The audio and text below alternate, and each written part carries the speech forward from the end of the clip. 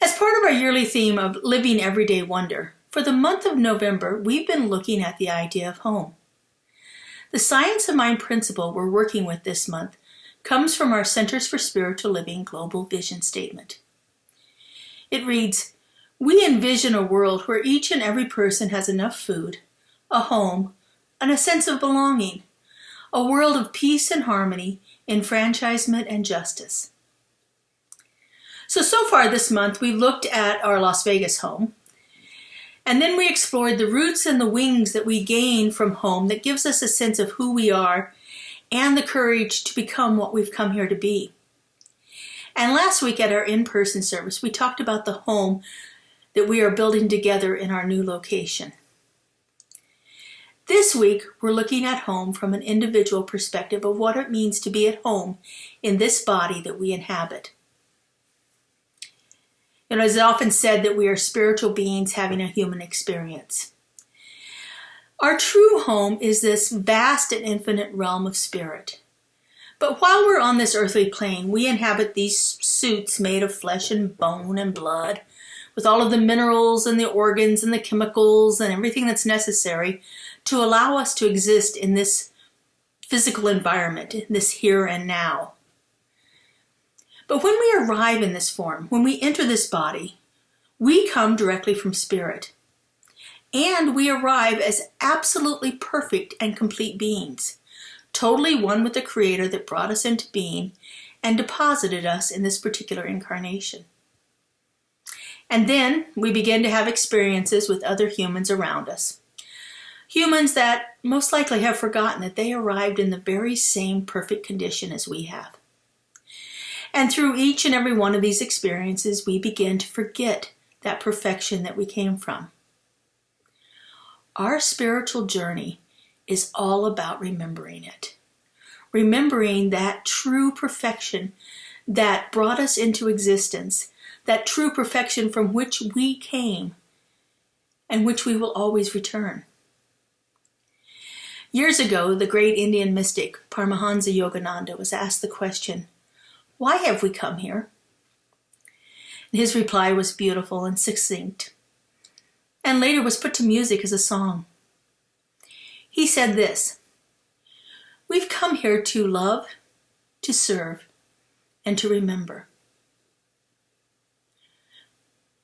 We've come here to love each person we see so thoroughly that we cannot help but see the divine perfection in them. To show this love by our service to our fellow human beings, to all of nature, to this planet, and to remember who we are, where we've come from, and what created us in the beginning as part of itself. This idea of love, serve, and remember is not just for others, but most importantly, it is for us, each one of us individually. By remembering who we are, and how we arrived in this plane of existence, we can't help but love ourselves. And when we love ourselves, we are in service to ourselves, our physical, our emotional, our intellectual, and our spiritual growth. We are in service to ourselves through our spiritual practices, through the books that we read, through the things that we contemplate. We are in service to our physical body through our exercise and our food choices. We are in service to our emotional growth through the relationships that we cultivate. When we remember who we are and whose we are, we truly become at home with ourselves. But we think we are this personality we've cultivated over many years of existence on this plane, in this realm, in this earth suit that we inhabit. But in reality, this personality is just an aggregate of all of the things that we've done, all of the experiences we've had, all of the reactions that we've had to the events and the people in our lives. That forms our personality. But the true you, the true person, is behind all of that. In his book, The Master Speaks, Joel Goldsmith says this, "Know thyself. Find within your own being the realization of God as your being, as your substance, as your life, mind, and body. And then you will find that the whole world is free. As people awaken to that, they come into this same freedom from mortal, material, human limitation, from a sense of finiteness. And all of this comes not through the intellect, not through intellectually hearing it, but through and only through the spiritual discernment of it. In other words, we can't just hear it intellectually and understand it intellectually. We have to have the experience of it that allows us to embody it, to discern it spiritually. Means to embody it, to take it into our being, and allow that truth to live through us. It takes courage to know ourselves. And it takes a willingness to look at our dark places, to move beyond the fear of what lies there, to gain an understanding of how each one of these dark places was formed originally. It can be very uncomfortable looking into these shadow places in our lives. But I truly believe that is our life's work, clearing away all of those shadow places. The noted psychologist Carl Jung puts it this way: until you make the unconscious conscious, it will direct your life, and you will call it fate. Until we begin to look at and understand our shadows, we are unconscious of them and we fear them. We feel like we're a victim to these circumstances, to these things that are going on in our lives, these old patterns, these old beliefs. It takes courage to live an examined life. Living an examined life is part of the hero's journey, that mythic archetype, the tale of our quest to know ourselves. There are 3 basic stages in the classic hero's journey. The first stage is the departure from what is known, what is familiar, what is comfortable. And then there's an initiation stage into a new way of being. We learn that things can be different than they were. And finally, there's the return home as a transformed and fully actualized individual. The willingness and the courage to look at our shadow places takes place in that first stage of the journey. We've seen something in ourselves that doesn't feel right and true. And we are being called to, or gently nudged, or sometimes pulled into a different way of being than we have ever known before. We may not be able to identify what this new way is yet, but there's a deep longing within us to experience life differently. And then the structures in our lives begin to dissolve. And oftentimes, unfortunately, this takes place in rather dramatic ways. It could be the loss of a job, the breakup of a long-time relationship. Sometimes it's a health challenge or some other crisis in our lives. And oftentimes it's a combination of many challenges. It would be nice if this was gentle, but far too often it is not. And as we begin to become aware and take action upon what has been revealed, we enter into the second stage of our journey. We begin to see things with new eyes, and possibilities that we could never think of before seem easier and totally doable. Answers begin to come from unexpected sources in ways we could have never imagined. And often we find that that source of those answers is within our own consciousness. Faith, trust, and an understanding that infinite possibilities exist are working through us during this second stage. We begin to have experiences that validate and prove to us that there is something greater working through us. And we begin to understand that beautiful phrase, I of my own self do nothing. It is the Spirit within me that doeth these works. And finally, we begin to feel at home with all of these new awarenesses and clarity we've received along the way. We actually begin to feel at home in our own skin. The hero's journey is about coming home to our authentic self. And it's about remembering who we are in the first place. This journey isn't about becoming someone else. It's about remembering who we were and then living our lives as the best possible version of ourselves that we can be. Fully mature adults with a new level of psychological, emotional, and spiritual awareness. Those individuals who are willing to face their fears, who meet every challenge head on, without ignoring or denying the uncomfortable circumstances found there, find the courage within themselves to take an honest look at their lives and take action upon what has been revealed. These are the people that become fully actualized beings. Some people mistakenly believe that the science of mind tells us to deny uncomfortable circumstances, to just pretend they don't exist. Ernest Holmes, our founder, did not tell us to deny circumstances, but he told us to deny the power that they have over us. Circumstances exist, but how we think about them, how we react to them, and how we deal with them determine how we move through them. If we give them power over us, we are a victim to them. But if we can look at them objectively and ask the right questions, we can change how we experience this.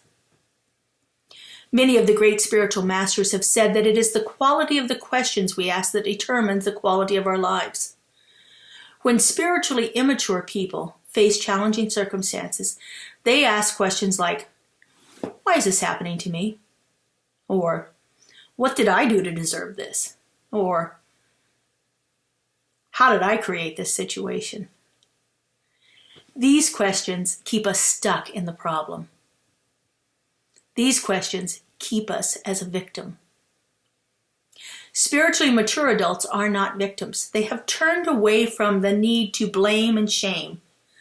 They've turned away from waiting for some outside source to magically make all their problems go away.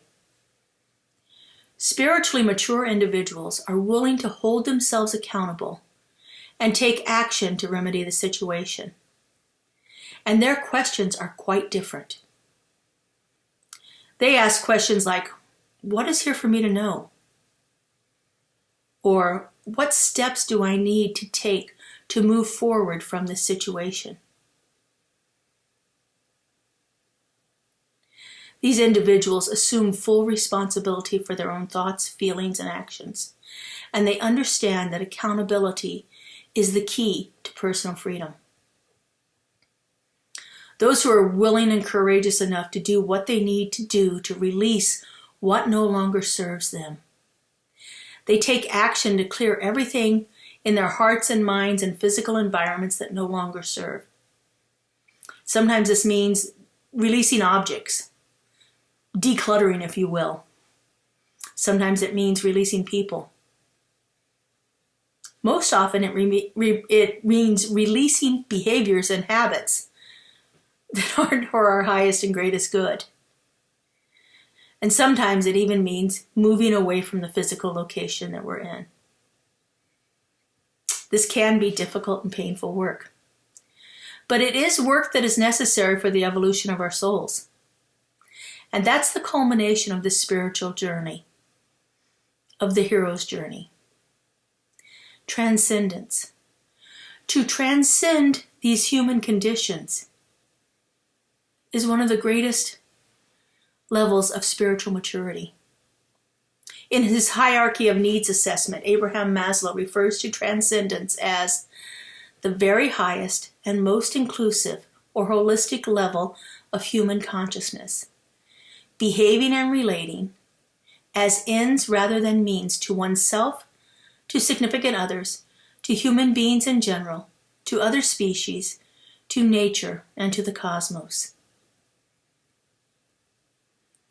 The hero of our journey to spiritual maturity and transcendence returns home with all of the insight, all of the wisdom, the power that they have gleaned from their journey, from all of the experiences they've had on the journey, all of the trials that they went through, everything that they have overcome, and they are ready to share it with others.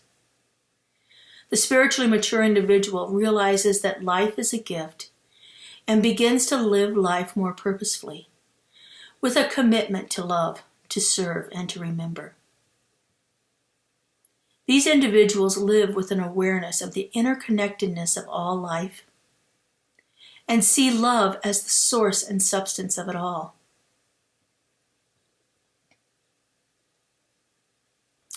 One of the greatest stories of homecoming is the parable of the prodigal son from the book of Luke in the Christian Bible. As the story goes, there was a man with 2 sons. The younger son decides that he wants to be free to do whatever he wants, and so he asks his father to give him his share of his inheritance right now. The father readily does so, and the younger son leaves home and, according to the Bible, squanders his wealth in wild living. You can just imagine how much fun he had. After he lost his fortune, he gets a job feeding pigs for another man. And while he's feeding the pigs, he realizes he doesn't even eat as well as the pigs that he's feeding. And then he thinks about the servants at his father's house and how well they are treated. So he decides enough of this, and he goes back to his father's house and asks for a job as a servant there because he doesn't feel like he deserves to be treated like a son anymore, so he's willing to be a servant. As he's returning home, his father sees him from a long distance, and he runs to him and he embraces him with all the love and the tenderness he possesses. But the son says to the father, "Father, I've sinned against you, and I don't deserve to be called your son anymore."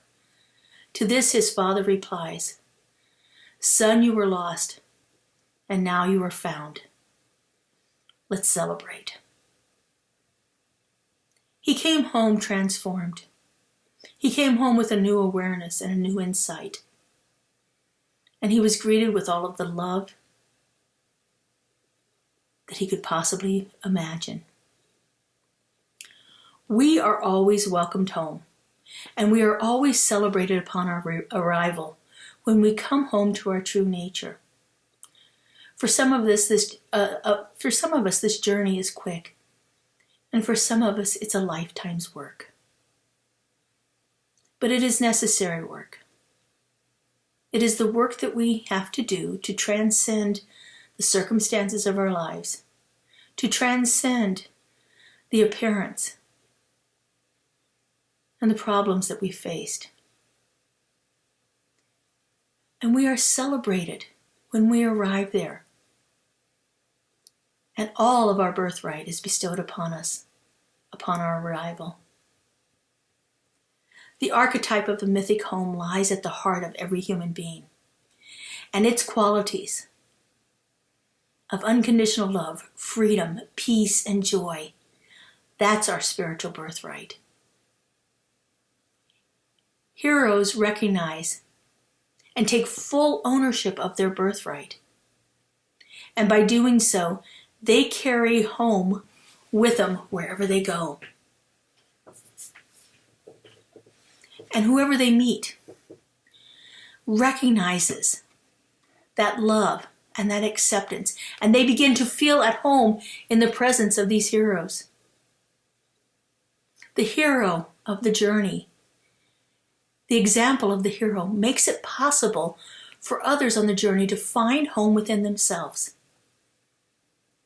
And thus the circle is complete. The home we long for is the place where we can be our full, true, and authentic selves.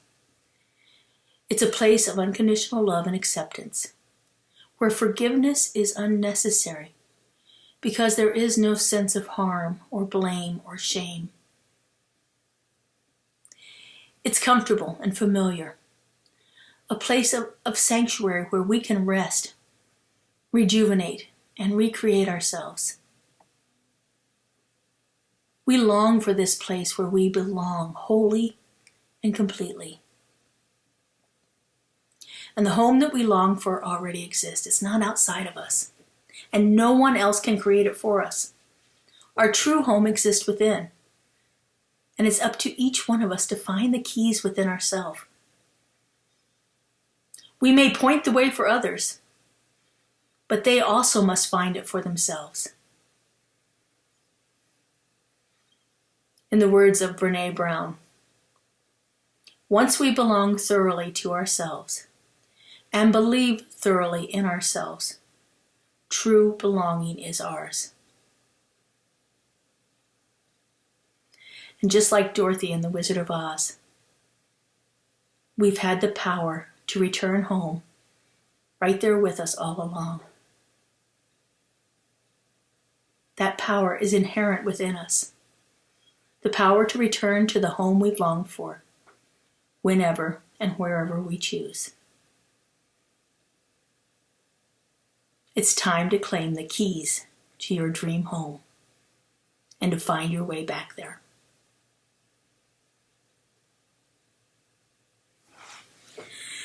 So let's take this into prayer, into our spiritual mind treatment, just to affirm and center in this idea of this amazing home that's right at the heart of our being. So if you would, just take a moment and turn within. I do this by closing my eyes and bringing my awareness to my heart center. I find it right behind my sternum, right in the center of my chest. And I breathe into that space, that heart center, that place where I feel connected. And from this place, I know that there is only one divine creator, one beloved source of all. I know that one is love and light and joy and peace. I know that one is who I came from and who I return to. I know that one exists in me always and shows up through me in all that I am and all that I do. And I know that this is the truth of everyone. That each one of us is that perfect and divine place of creation. That each one of us is centered in that heart of love. I know that that very divine creative source is moving through each person right here and right now. It is showing up as their lives.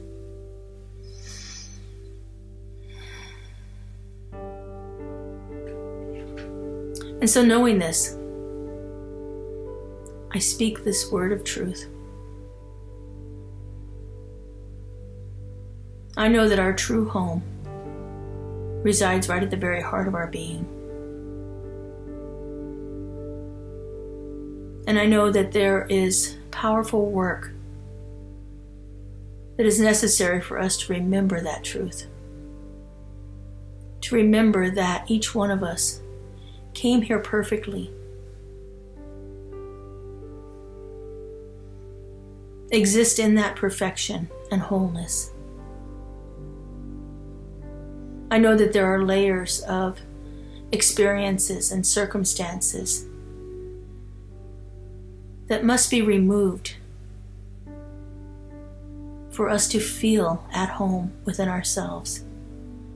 And I know this is our work of a lifetime, to do just that, to clear away those things that no longer serve us, and to bring ourselves fully present into the divine heart of being and the complete realization of who and what we are. I know that each one of us is on this journey and moving through it at the pace that serves the evolution of our soul.